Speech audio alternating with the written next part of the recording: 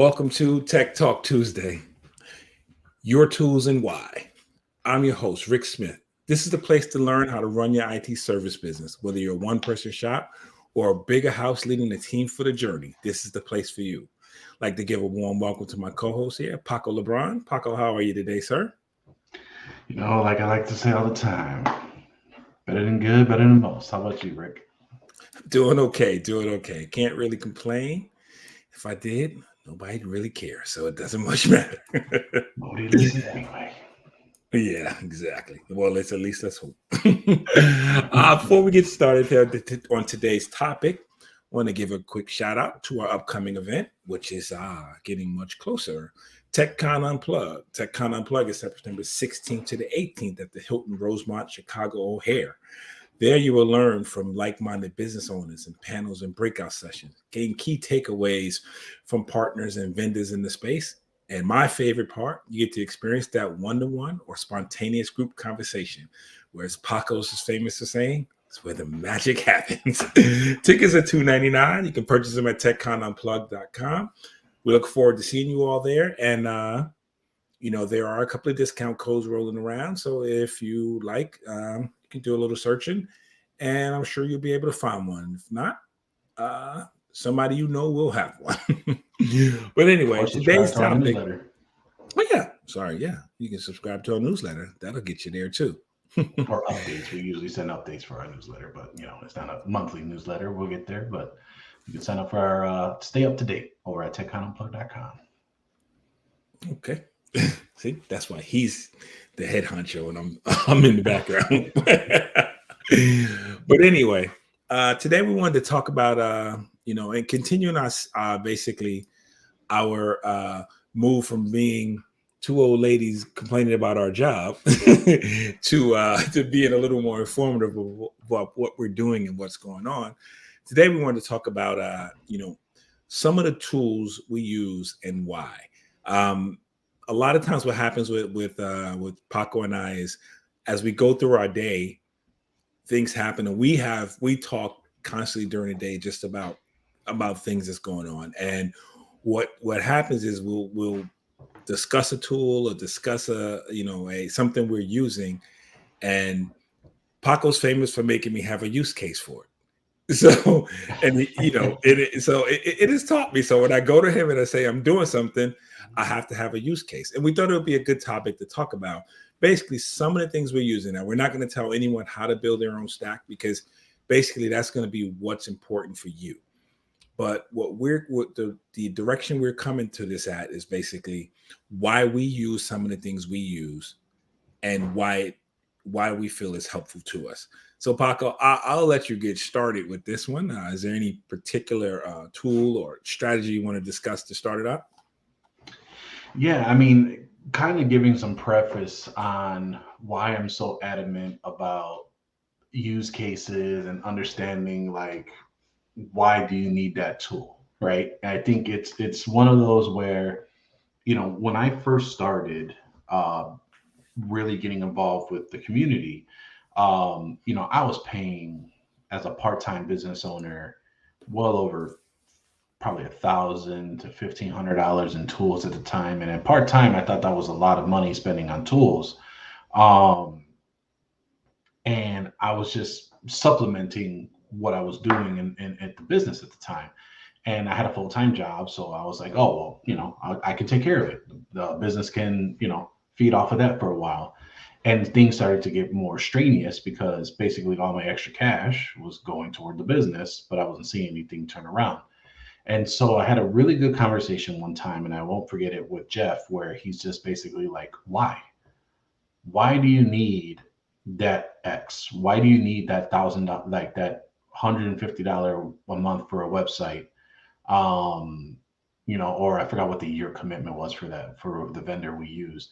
Why do you need this over here? Why do you need whatever? It all adds up on the cost. And what's happening is that you're getting nickel and dimed all over the place, and it's messing with your cash flow. Like, you got to start slow and grow, and you got to go from there.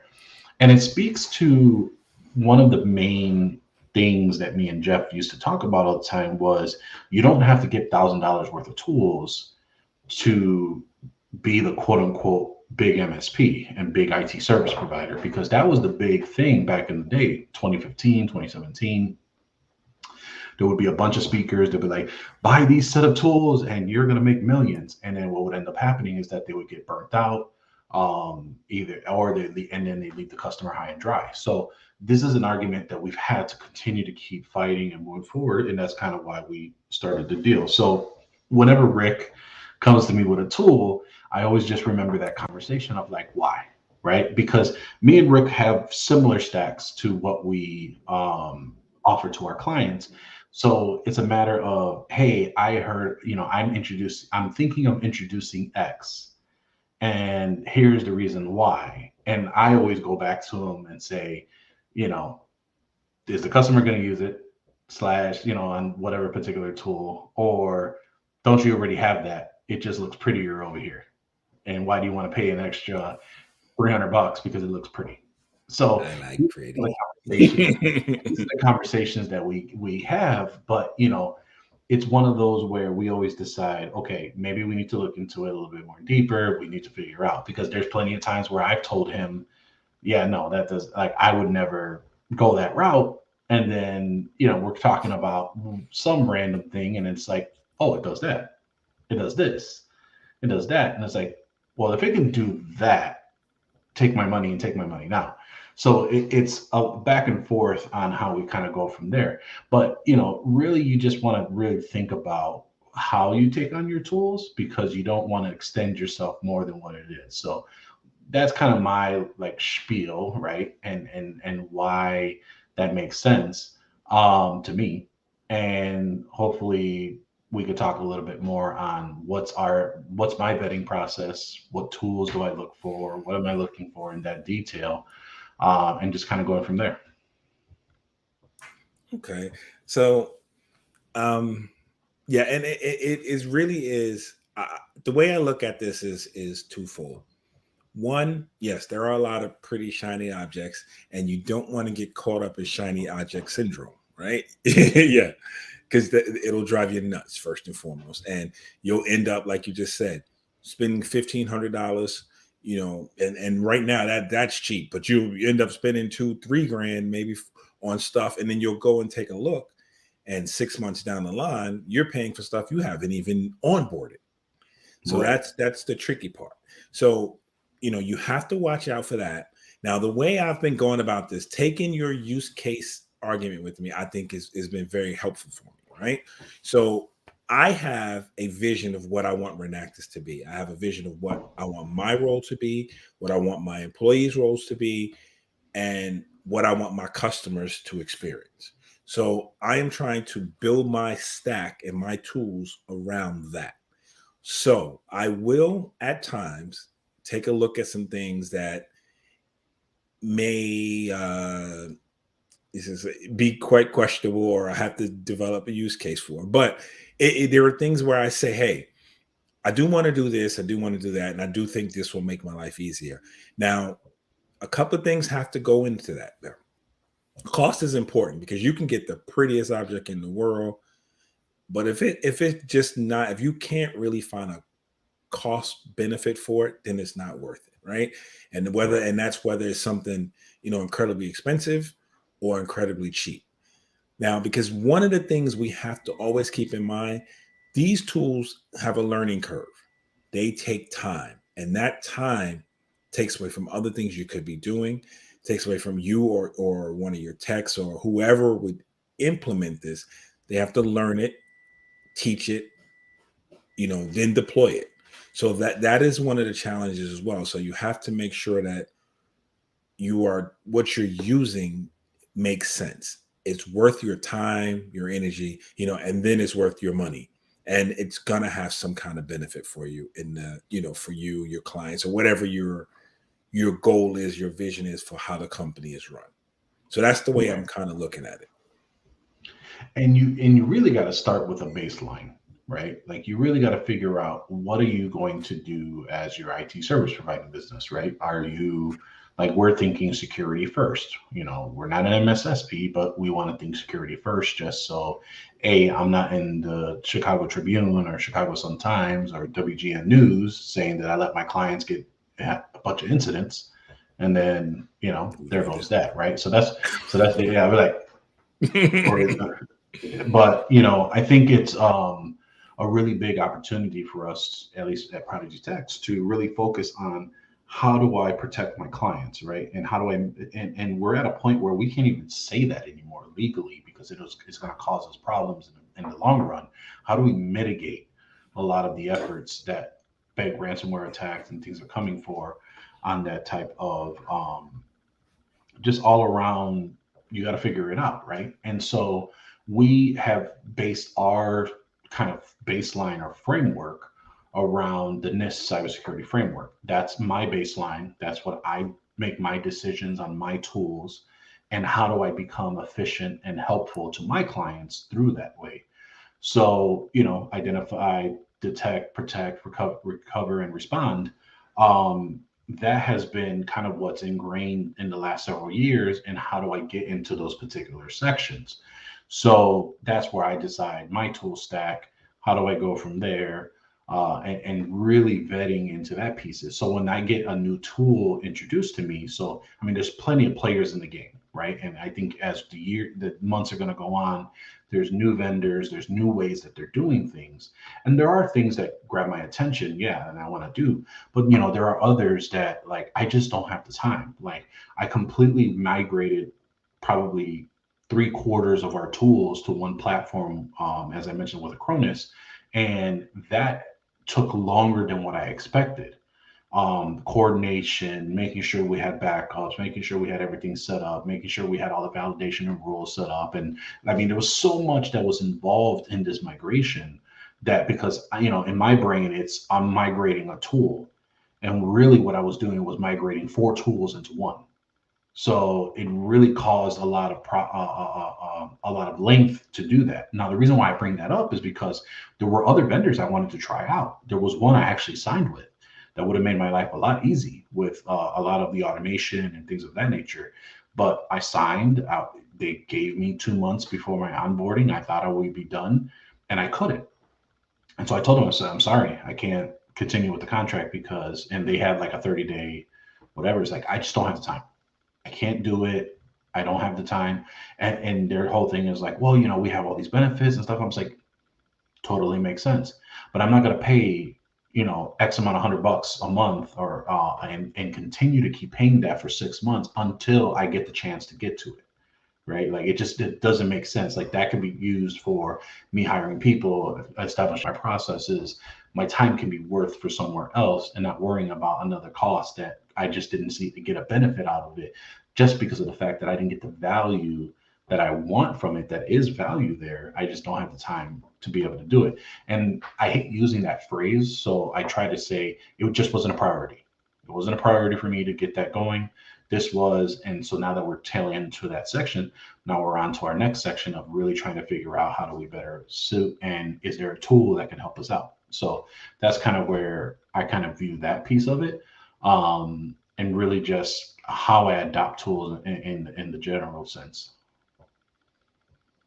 Yeah, it's just a challenge, and it's funny because I am guilty of having things and not either forgetting, and this is the worst. You forget you signed up for something, and a bill pops up on you. And you and I had this conversation the other day about a bill popping up, and I was like, "Wait a minute, I never heard back from them. Why the hell are they billing me?" But so that is one of those, one of those things, and one of those great examples of watching what you do. But now let's get to the positive side of it, right? There are some great tools out there. Now you have happened to have moved, and I'm going to say this with the caveat that I have nothing against Acronis personally, but what I do, no, I'm kidding. no, but one of my philosophies, I don't want to put everything in one place. I know Good that conversation. means, yeah, and I remember couple of years ago, we had this conversation. I was a guest on the show, and we had the one pane of glass conversation, and I was an advocate for it. And then as I've grown, I've realized that you know, although there are a lot of dashboards and when things are spread out, I like the fact that if something goes down, most likely everything doesn't go down. Now, Right. so that is just my way of looking at it. So, I too, and you and I've had conversation. I'm, for security, we think security first, and I am also, following in this framework, and I just do it, in 15 products, as not, but 5 products as opposed to one. But Yeah. and I took a long time to come to what I needed. Um, and I've mentioned in the past some of the things I use and why I use it and why it makes sense to me based on, my size, my, my time, my learning curve, all of those things. So I've really vetted some people, and I've thought I've had some good products and made some mistakes because I've had some good products, but customer service sucked. So I can't deal with them because if I can't get help when I need it, my client can't get help when they need it, or I can't Right. help my client when they need it.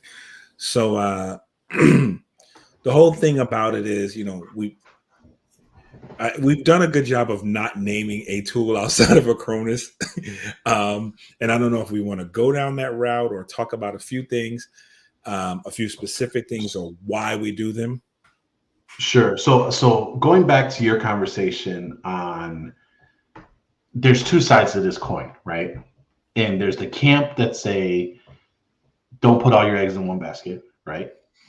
And then there are those that you want to limit your attack surface Right. for what's happening as well, right? So I used to be like you on, hey, I don't want to put all my eggs in one basket. I'm not going to try and do all that. That's just not what I'm going to try and do.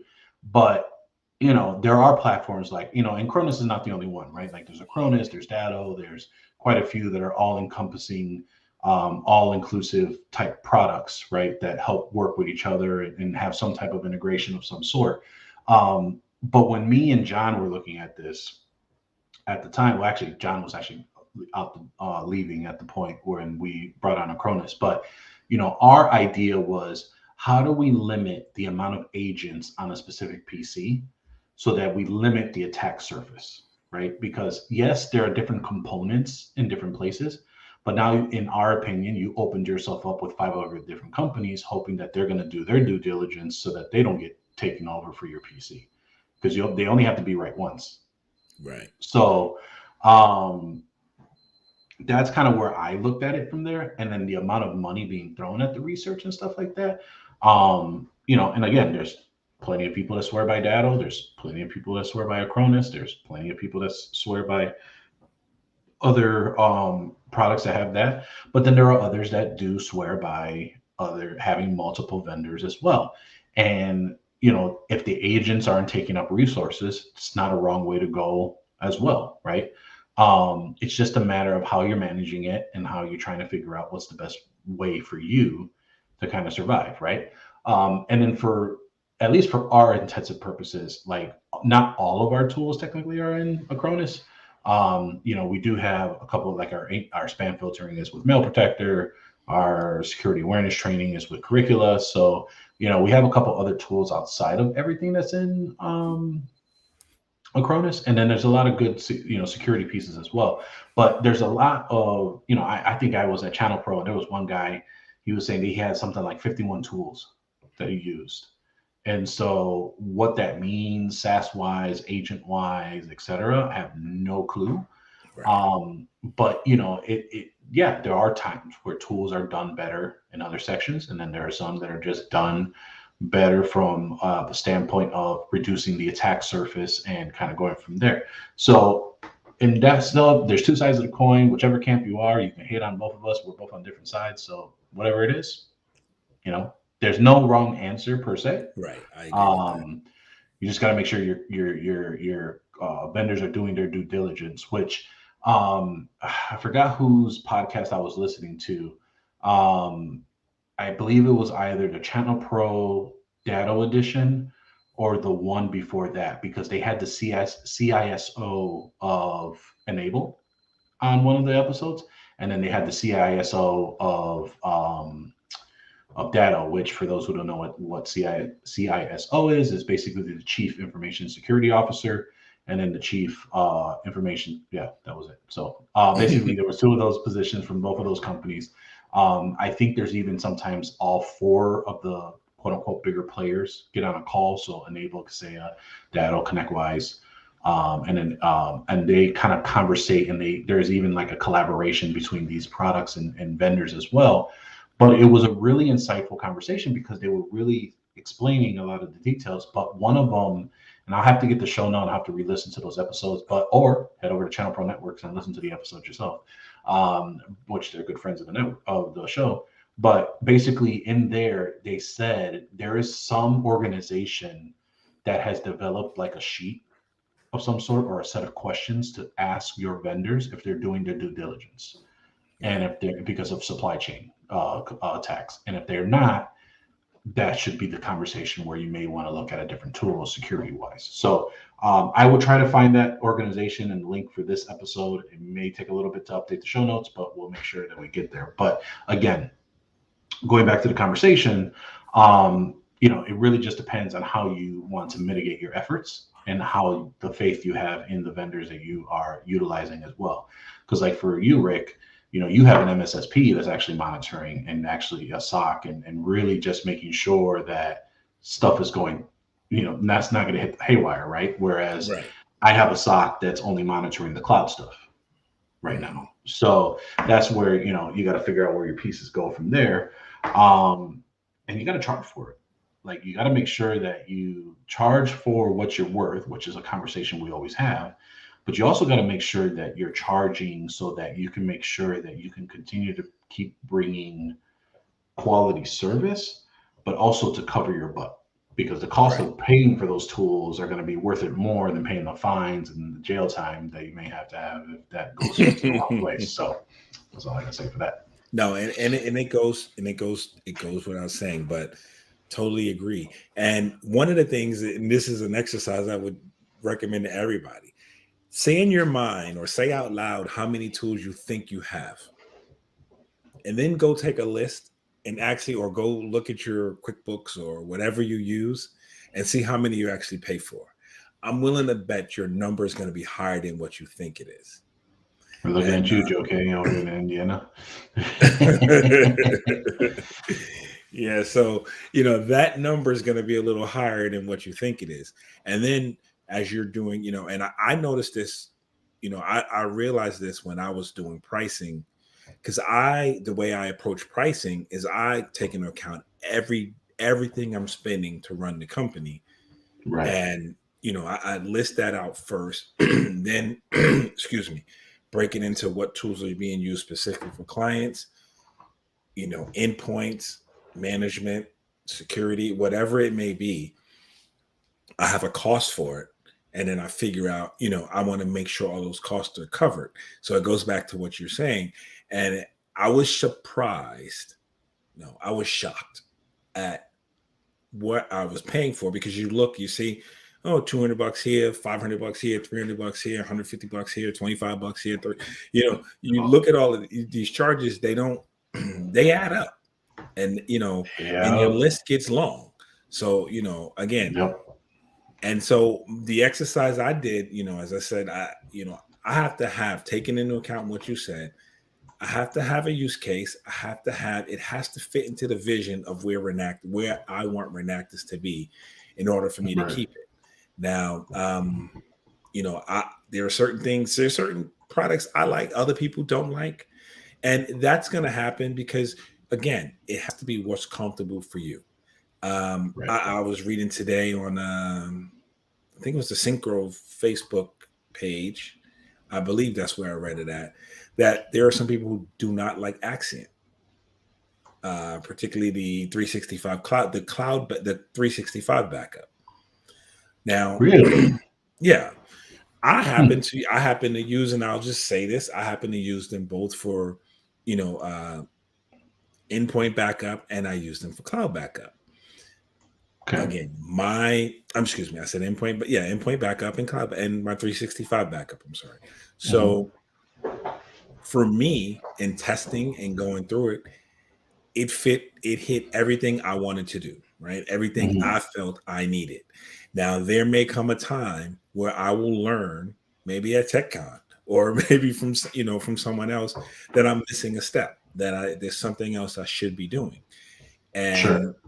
And then it may be that I may have to reevaluate, but it won't be because it's the shiny object. It'll be because I need to make sure I'm covering all the bases to protect myself and protect my clients. So, again, some people, I say this because I'm stressing to everyone, pick the tools that work for you, and not necessarily because someone else recommends them or does not like them, because their use case may not be the same as yours. Right. I mean, I think that there is a couple of things to that, right? So it's like you have to take what people say as a grain of salt because oftentimes they're either jaded by the support they received, billing that they felt that they didn't deserve, or there was an incident that maybe it was an edge case. Sometimes, I mean, more times if they're depending if they're really bad, you'll hear about it, and that's what stuck with them, and they won't move forward anywhere from that. Kind of like more of my shock from like people not liking Axie X360, where we were a full fledged partner with X360 before we moved to Acronis, right? And the reason why was we were mitigating our costs, we were trying to figure it out, but like I can't tell you the amount of times Axiom has saved my butt on just stupid things that I've done, where I terminated a user. Let me rephrase: the user left because she was on a contract, and then we ended up using all the documents that were in their OneDrive that was shared to us, but we never migrated it to SharePoint. And come to find out, after the 30 days, when you delete the account, everything's gone. So we were like, oh crap. But luckily, I had Axiom packing up our stuff and I was able to restore it. Same thing what happened with John. John did a whole bunch of documentation for us and he shared it out to me, but I forgot to migrate all that over to SharePoint. Well, after his 30 days, everything left. And I was like, oh, this is terrible. Until literally a week ago, I was in the X360 cleaning up everything and I was like, oh, it's in here. And I mean, it's super simple, super easy. But anyway, big ups to X360. Evan Audie, my account rep at the time, really great company, really great stuff as well. But again, there's so many different ways and so many different businesses that can do so many things for what you need. And that's funny right now because John Dubinsky is calling me at this exact moment on my cell phone. So it'd be funny if I picked up on him right here. But Guess he's not watching the show then.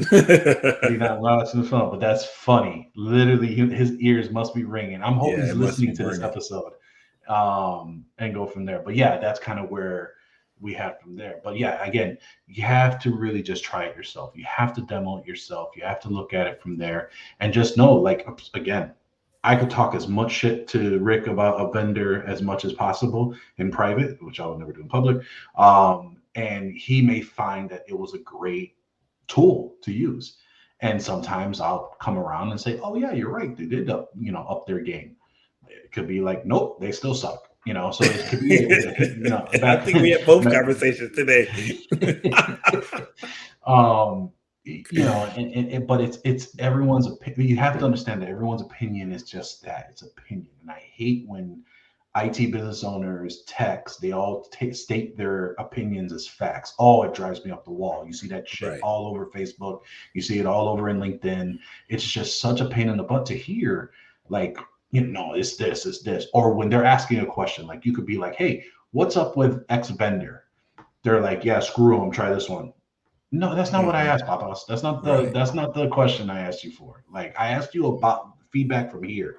Don't come up with your BS on what you feel is the best solution because guess what? You don't know what the best solution is. Right. The best solution for you, but not for my case scenario because you don't want to understand the business to let alone make that suggestion, right? You Right. can say, hey, I understand what you're saying. I've tried them, they're cool, blah, blah, blah, blah, blah. we moved to this solution because of the problems we had. Suggestion noted, but here's our experience. That's different, right? And that's Don't where it starts. yeah. God, I'm sorry. Don't just say like, oh, it's a garbage business with a garbage company. Like, no, that's just what? It's just dumb to me. Yeah, But and anyway, that's my rant for. yeah, and I keep emphasizing it. It goes back to what works for you, Right. and it goes back to what you need. And some people, it's a funny thing to say as someone who is a tech, some people are extremely tech and they get, really into the weeds of stuff. And then that's what they don't like. They don't like the code is built on. They don't like that it uses this or that it uses that. And that's fine because that is what works for you or what doesn't work for you.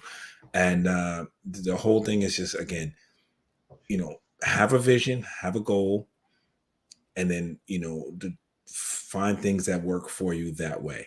Now, I want to see if we want to do this.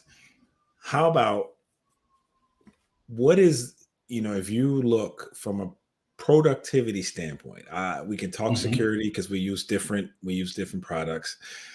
We can talk, from a productivity standpoint, what is your favorite tool?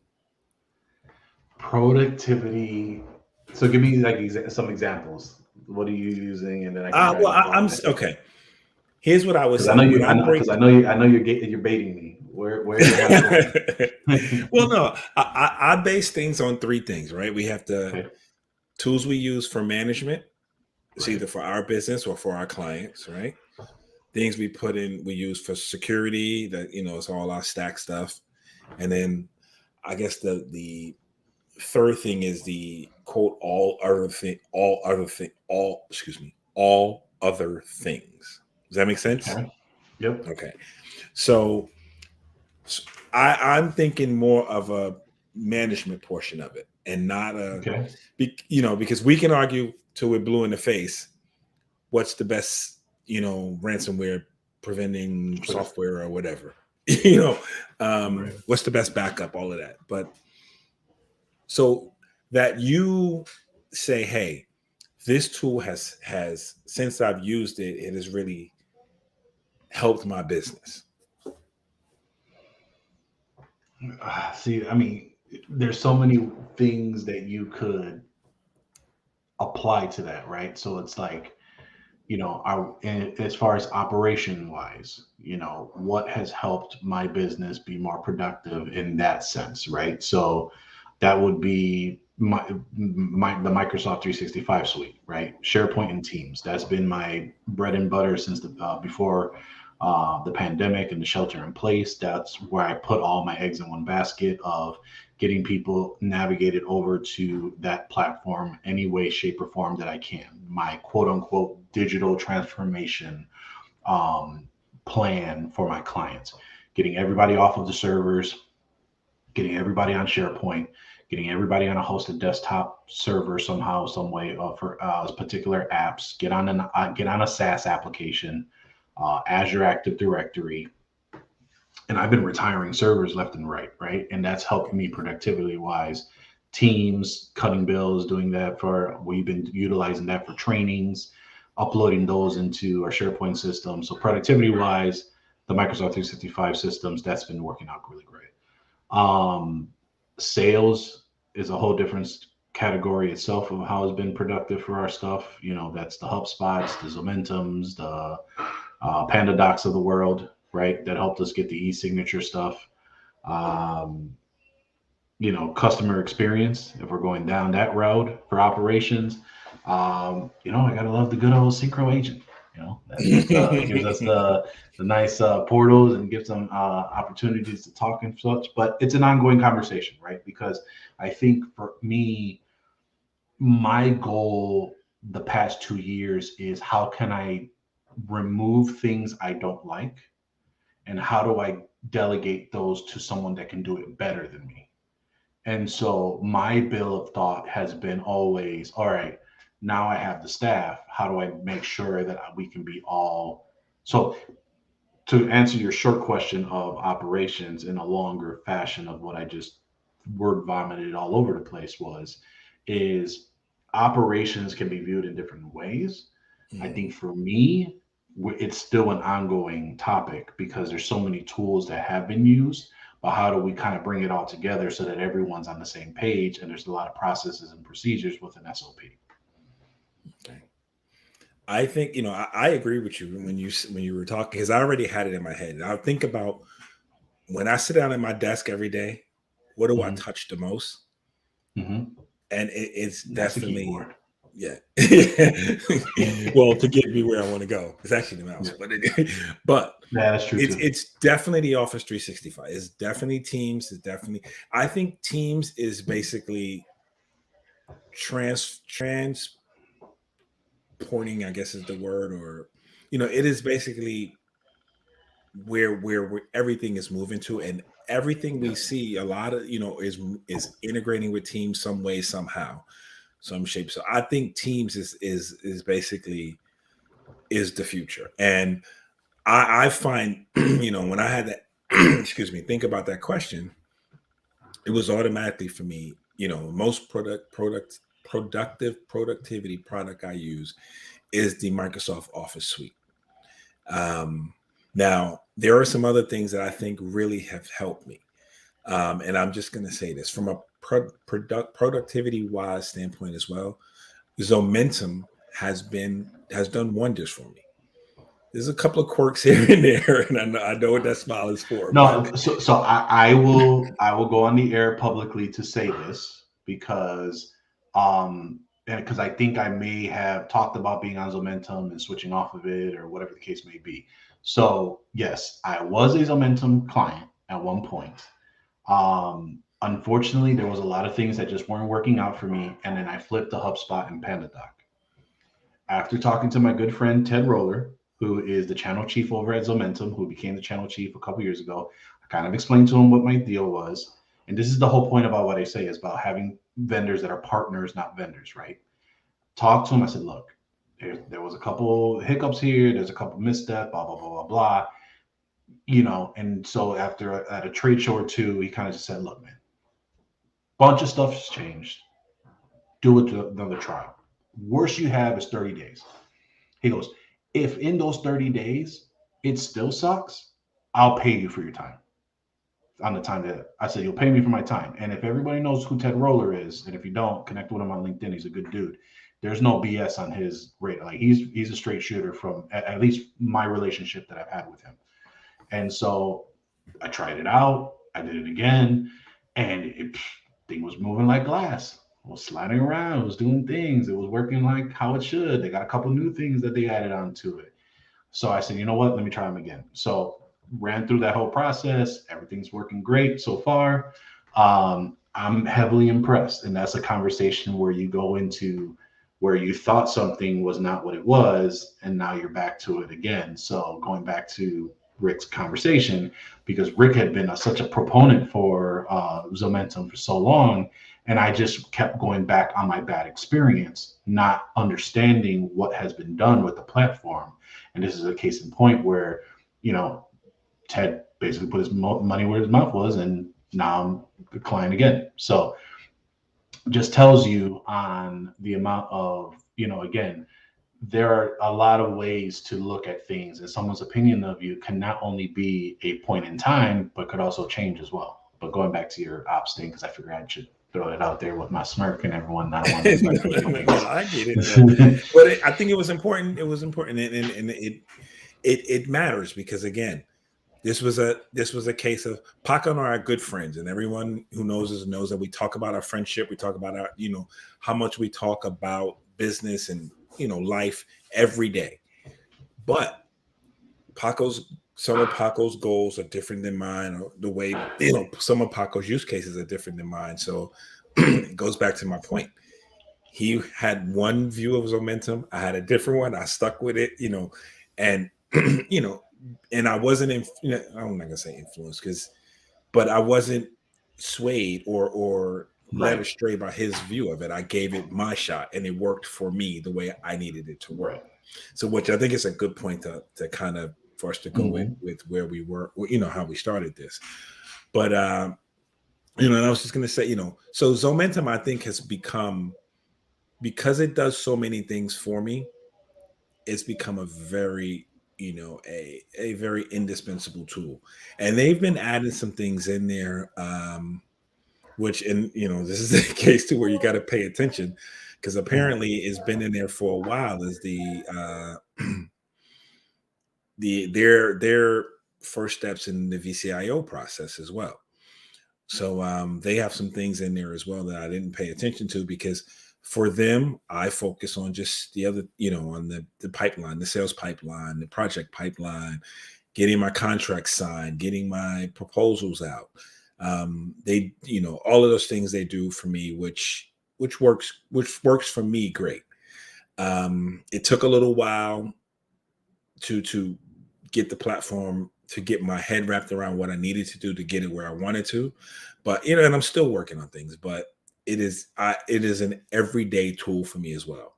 Now, the last one I'm going to talk about is a conversation Paco and I just had. And this goes back to, again,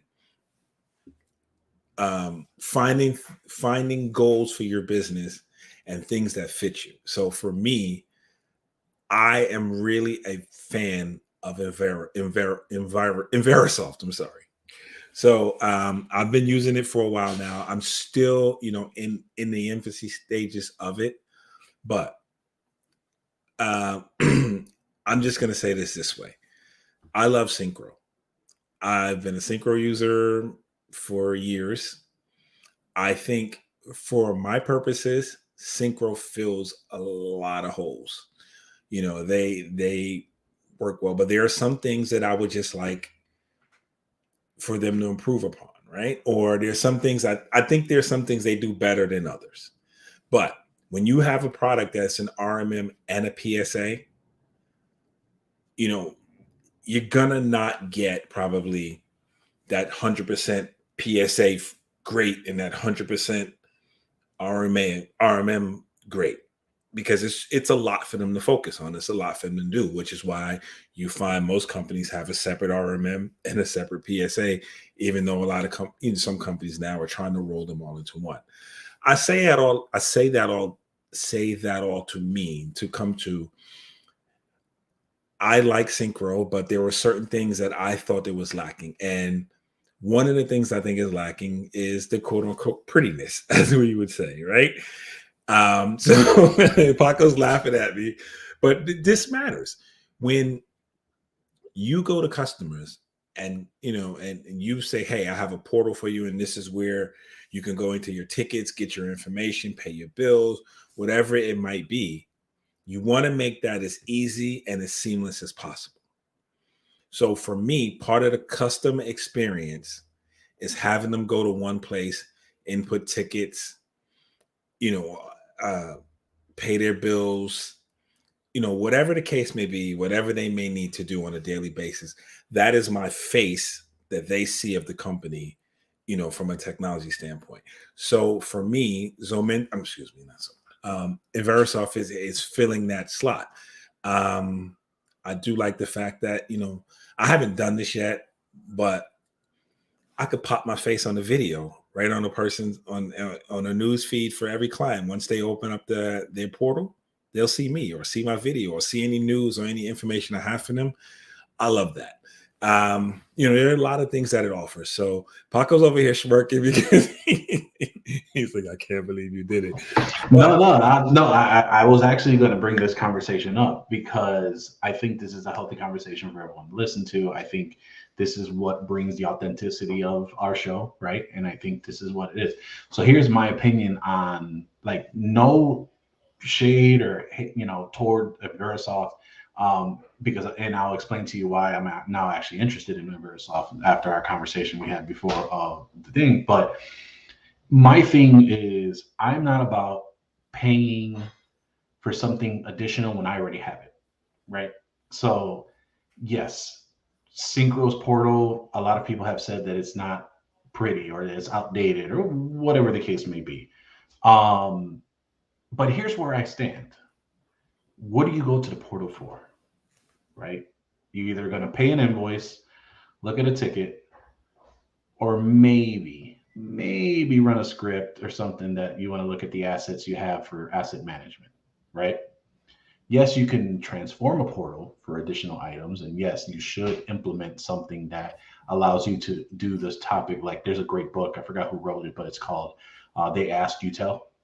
And it's an amazing way to build out a knowledge base and eliminate a lot of work on a prospect side and on a customer service side.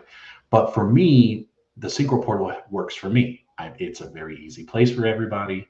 And 80% of my clients don't go to the portal because we've automated it in a way where we'll give it to them. We can take care of it. But for those that are self-sufficient, they'll go ahead and take it from there because I actually have the people to be able to do all of whatever the stuff is. Now, when Rick brought up Inverasoft to me, I just heard that it was a portal, right? And I knew it did other stuff, but portal was the main sale that he's like, hey, it's pretty. It's gonna, it's gonna give it sliced bread. It's gonna be the next curly fries. It's gonna be great, right? And I was just saying like, well, I don't need a pretty portal, right? And I went through this with another vendor thinking it might be a good place, but the amount of money I'm spending there, I can use it elsewhere, right? But as Rick started going into more conversations with it and how much he liked it, he started talking about the other benefits and value that it has. And so, it does these things like two-way syncs on PSAs, and it has a secure way of authenticating users. And there's more additional things to it than just a portal, right? So for me, hey, I love value. I love paying for value. This is a valuable tool. I may not use it for a portal. I might, depending on how it works, because Synchro has the great flexibility to be able to do that if you choose to. But now I'm interested. But it goes back to a conversation of how you could be set on something and basically say, no, you need to look at it. And when you go into an open mind and look at it, it's like, oh, well, there's probably something here, right? Versus just your guided way, which goes back to everyone's opinions is not facts. So. Yes. So I guess the moral of the story today is keep an open mind, and give it your own shot, and don't give it the shot that your friend or your trusted advisor or someone else gave. Because again, I'll say this right 100th time today, it's gonna be based on what works for you. And there's one thing to add on to that is that for every vendor we've talked about on this show, despite whatever personal opinions either of us have, we would love you more than that. Welcome to come on to Resource Thursday to highlight your services, because we are an open platform for all of our audience.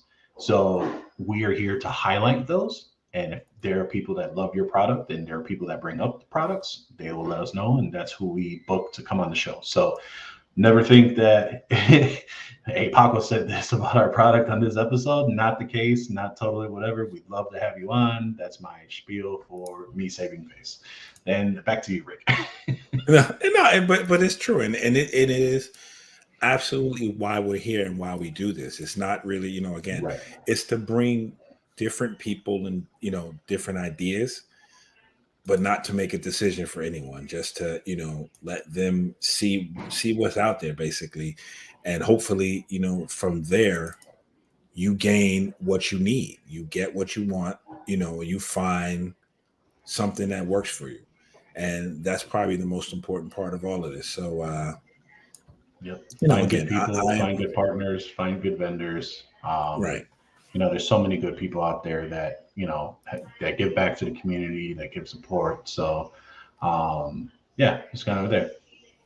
And I'm going to say if there's anyone, particularly, techs or business owners, technicians, that you have a vendor you'd like to hear something from, please send us an email. We'll see what we can do about getting them on.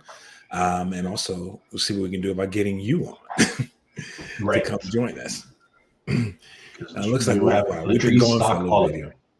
Right. Yes. Sure. Yeah, we will have Latrice stock all of you to come on to the show, but we're hoping to get some good guests on here. But if you like the conversations, let us know. We'd love to have whatever topics you'd like to talk about. Hopefully this is going to provide you some value. Right. And please don't be intimidated because as you can hear us, we're not experts. We're just two guys running a business trying to, share the knowledge and spread the knowledge and learn some knowledge. So figuring it out.